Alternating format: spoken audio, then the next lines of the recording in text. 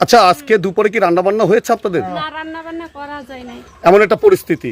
আচ্ছা, এই জলাবদ্ধতার কারণে আপনাদের আজকে সহ মানে দৈনন্দিন জীবনের কার্যক্রমে ব্যাহত হচ্ছে, এই তো? জি। আচ্ছা, আপনারা এখন কি চাচ্ছেন? আমগো এখানে যদি একটা ড্রেন হইতো তাহলে খুব সুন্দর হইতো। একটা ড্রেন হলে সুবিধা হতো, এই তো? তা আপনারা শুনছেন সবার ডাব। আচ্ছা, একটু কথা বলি আপনার সাথে। এখানে আরেকজন মা বসে আছে এই যে পানির মধ্যে, আসলে কি করবেন?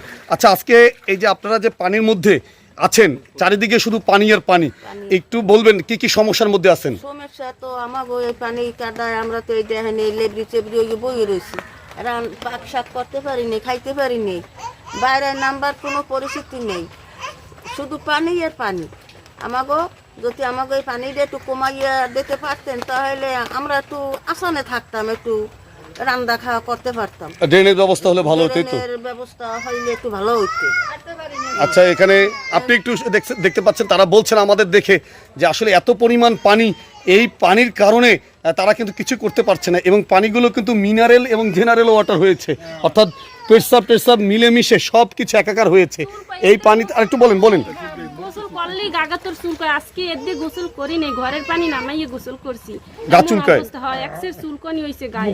পানি চুলকানি। আচ্ছা, আপনারা এখন কি চাচ্ছেন? ড্রেনের হ্যাঁ, একটা ড্রেন হলে বা আপাতত পানি নামানোর ব্যবস্থা? পানি নামানোর ব্যবস্থা হলে খুব সুন্দর হইতো।